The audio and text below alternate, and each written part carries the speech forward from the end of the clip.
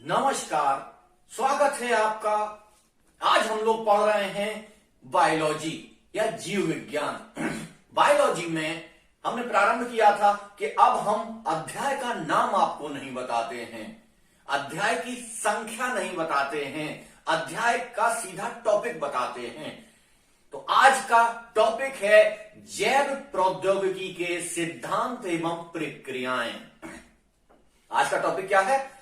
जैव प्रौद्योगिकी के सिद्धांत एवं प्रक्रियाएं, यानी कि बायोटेक्नोलॉजी। बायोटेक्नोलॉजी को आज हम लोग पढ़ेंगे। क्या है बायोटेक्नोलॉजी? सबसे पहले समस्या आती है कि क्या है बायोटेक्नोलॉजी। यानी कि बायो का अर्थ है जीवित जीव, ठीक है, जीवित जीव, उसको हम कहते हैं बायो। और जब एक प्रौद्योगिकी के माध्यम से इनका विस्तार किया जाता है या इनका उत्पादन औद्योगिक स्तर पर किया जाता है, तब इसको कहते हैं जैव प्रौद्योगिकी। समझ में आया?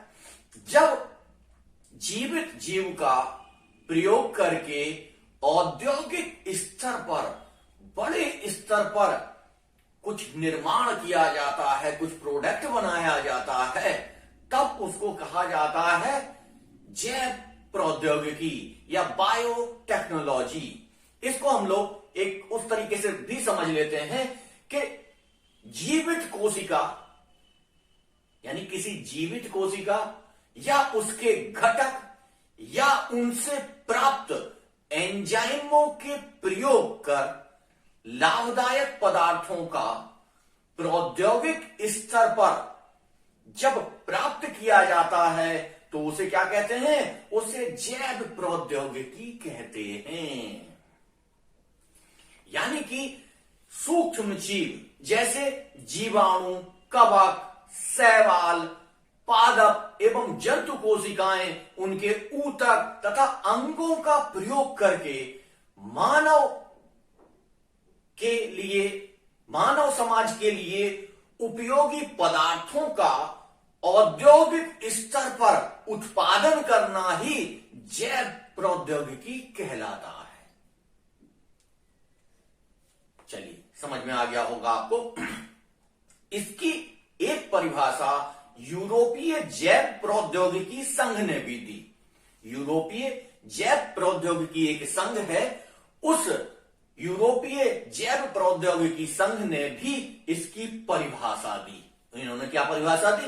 इन्होंने कहा कि नए उत्पादों एवं सेवाओं के लिए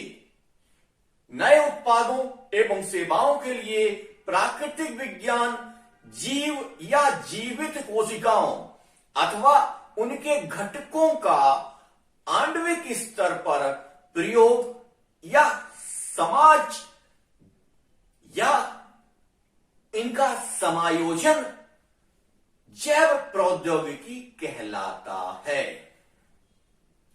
क्या हुआ इसका अर्थ?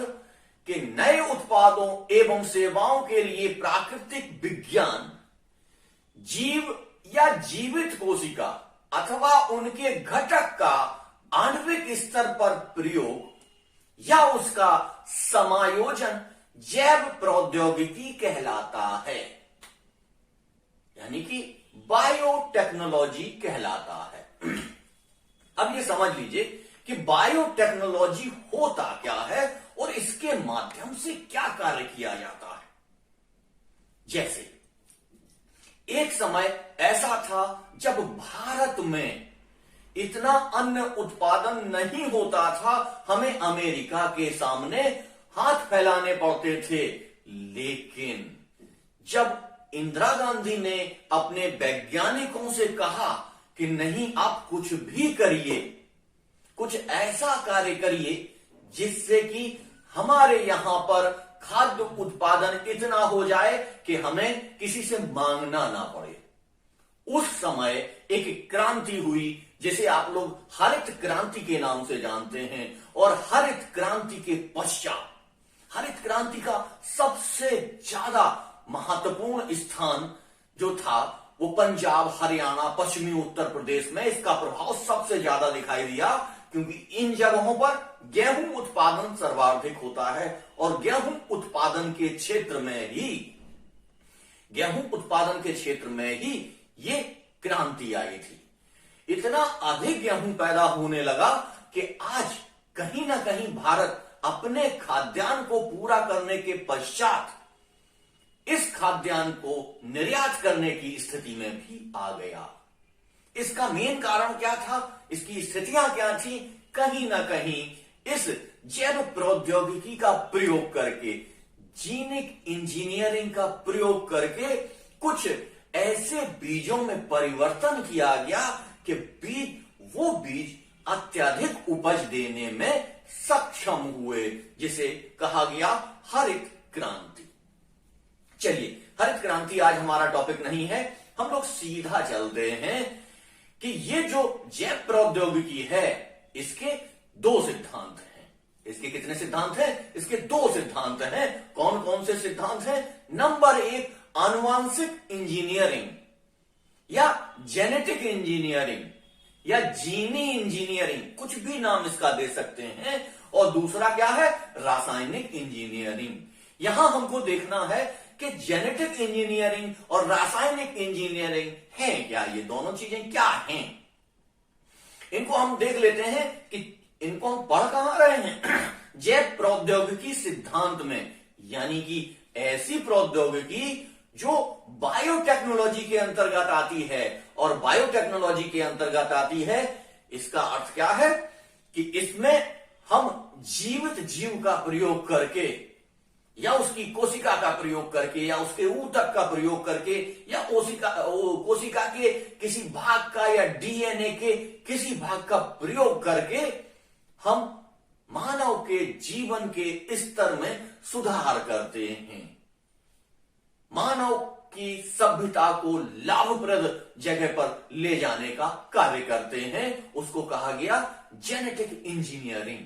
तो पहला भाग है जेनेटिक इंजीनियरिंग। अब हम देखते हैं कि जेनेटिक इंजीनियरिंग होती क्या है। जेनेटिक इंजीनियरिंग में करते क्या है कि किसी जीव या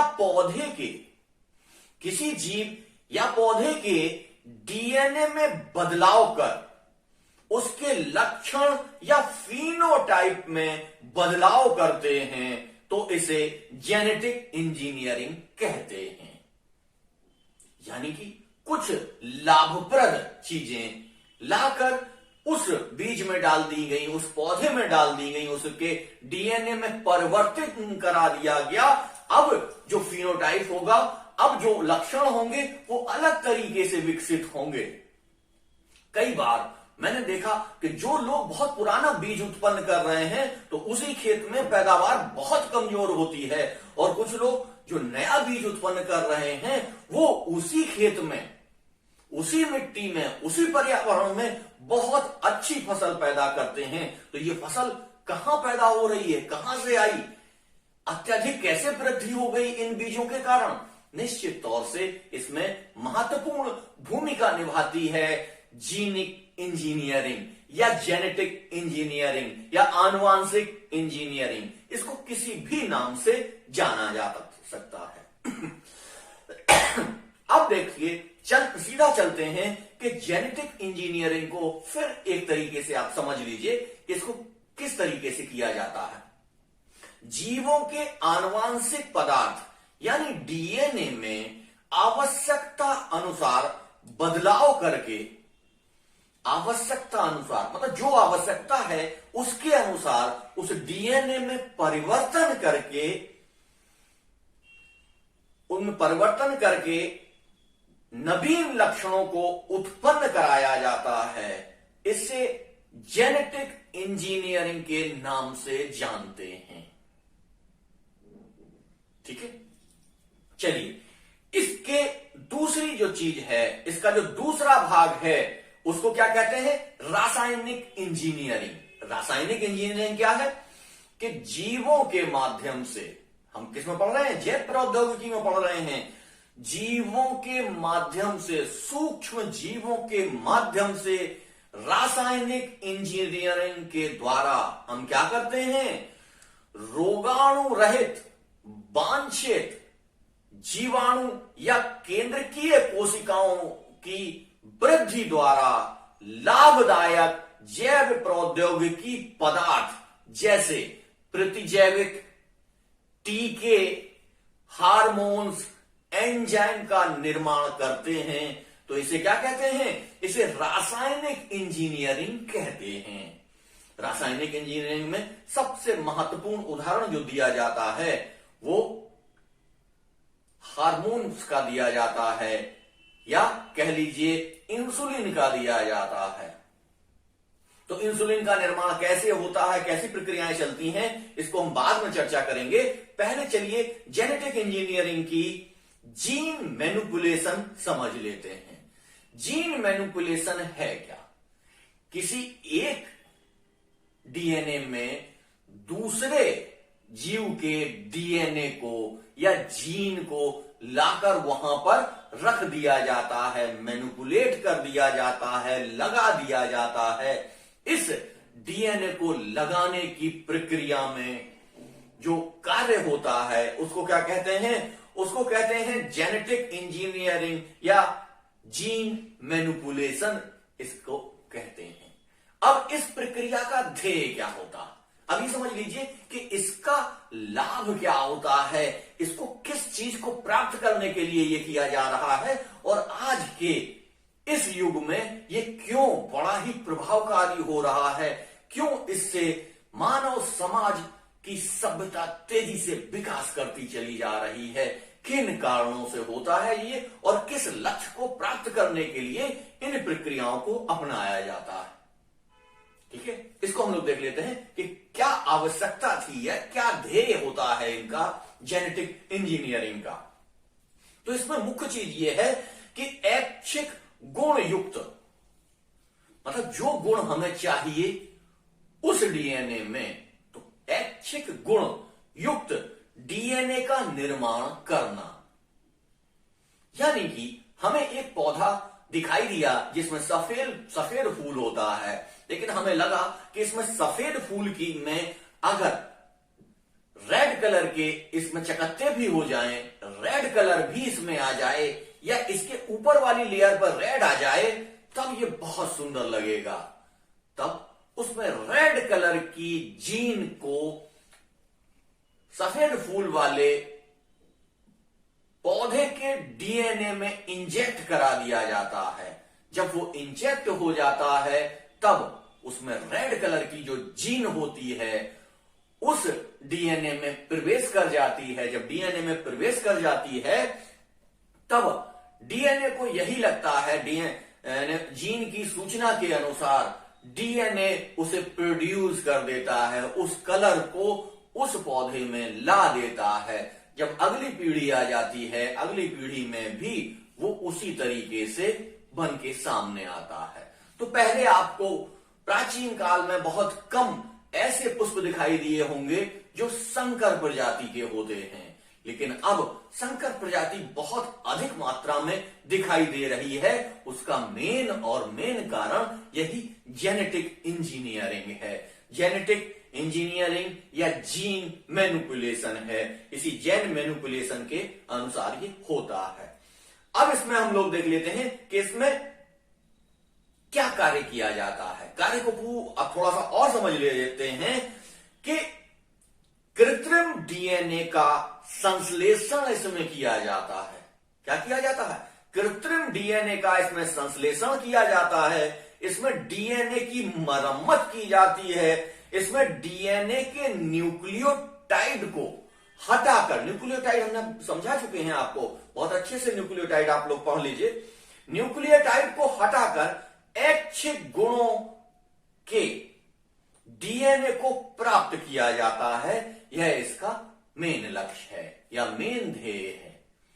यानी कि समाज में अच्छे से अच्छे गुण वाले पौधे हों, खाद्य पदार्थ हों, जीव जंतु हों, यही इस जीनिक इंजीनियरिंग या जेनेटिक इंजीनियरिंग का मुख्य लक्ष्य है।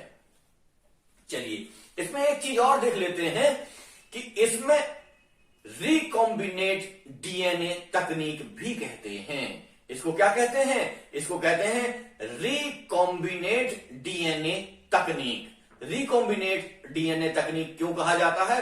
क्योंकि तो अलग अलग स्रोतों से डीएनए को लेकर, क्या एक जीवाणु से डीएनए लिया, एक मनुष्य से डीएनए लिया, उसको मिला के रखा, उसके पश्चात उसमें क्या किया? उससे इंसुलिन प्रोड्यूस करवा दिया। जब इंसुलिन प्रोड्यूस हो गया तब इंसुलिन के रोगियों को वो दवा के रूप में दे दिया गया। तो सोचिए कि किस तरीके से एक जीवाणु का डीएनए, एक मानव का डीएनए की वो जीन जिससे इंसुलिन प्रोड्यूस होता है, दोनों को एक साथ रख के उनका बड़ी मात्रा में जब उत्पादन करवाया जाता है, उससे इंसुलिन को अलग कर लिया जाता है, जीवाणु को अलग कर लिया जाता है, और ये जो इंसुलिन होता है इसको दवा के रूप में रोगियों को दे दिया जाता है। तो उन रोगियों को लाभ भी हो जाता है और इस तकनीक के माध्यम से औद्योगिक स्तर पर इसका बड़े पैमाने पर प्रयोग किया जाता है। इसीलिए इसे जैव प्रौद्योगिकी कहा जाता है। यानी कि जो काम किया जा रहा है बड़े व्यापक स्तर पर किया जा रहा है, बड़े पैमाने पर किया जा रहा है, और ये जो टेक्नोलॉजी है, ये जो प्रौद्योगिकी है, इस प्रौद्योगिकी के माध्यम से, इस टेक्नोलॉजी के माध्यम से संपूर्ण समाज में एक सुधार आ रहा है। इसी सुधार के लिए लोग बरसों बरस से इंतजार कर रहे थे। कभी लोगों ने सोचा ही नहीं था कि ये संकर प्रजातियां आकर नई नई चीजें प्रदर्शित कर देंगी। संकर प्रजाति मतलब एक गुण वाले, एक गुण का डीएनए और दूसरे गुण का डीएनए मिलकर उसमें दोनों गुण प्रदर्शित कर देता है, दोनों गुणों का प्रदर्शन हो जाता है, एक नवीन पौधे का जन्म हो जाता है, एक नवीन चीज का प्रयोग हो जाता है, एक नया प्रोडक्ट आ जाता है। इस प्रोडक्ट के माध्यम से इसे क्या कहा जाता है?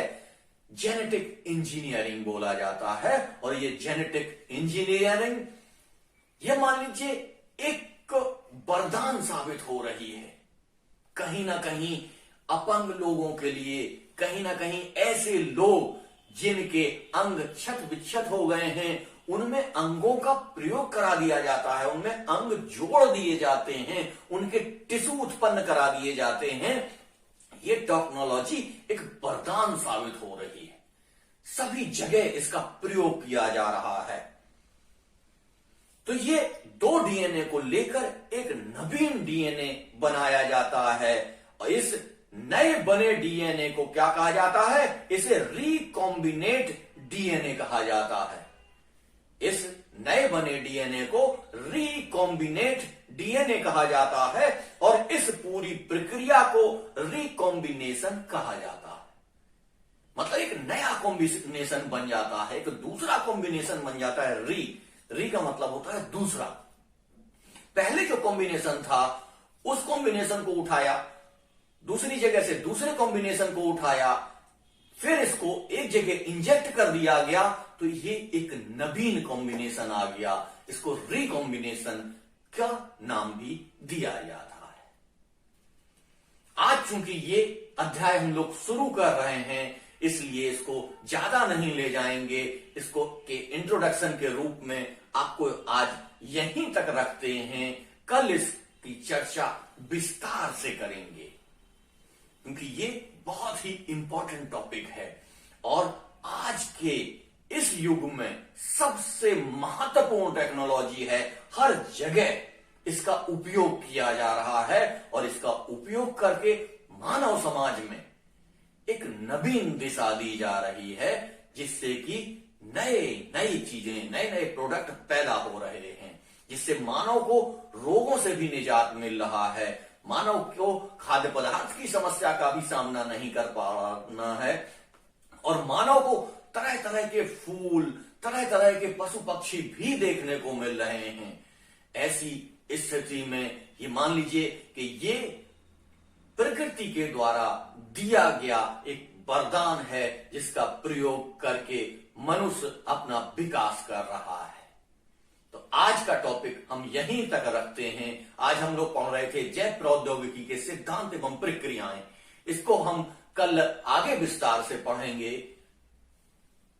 लेकिन चलिए आज का क्वेश्चन आंसर सेशन, क्वेश्चन आज हम पूछेंगे आपसे कि वो कौन सी चीज है जिससे जैव प्रौद्योगिकी को संचालित किया जाता है। दूसरा, रासायनिक इंजीनियरिंग में किस चीज का प्रयोग किया जाता है। तीसरा, रिकॉम्बिनेट डीएनए क्या होता है। और चौथा, रिकॉम्बिनेशन किसे कहते हैं। इन क्वेश्चंस के आंसर कमेंट बॉक्स में आके जरूर दीजिएगा। हां, एक इंपॉर्टेंट सूचना, जिन छात्रों ने हमारे चैनल को सब्सक्राइब नहीं किया है तो प्लीज इसको सब्सक्राइब कर लीजिए।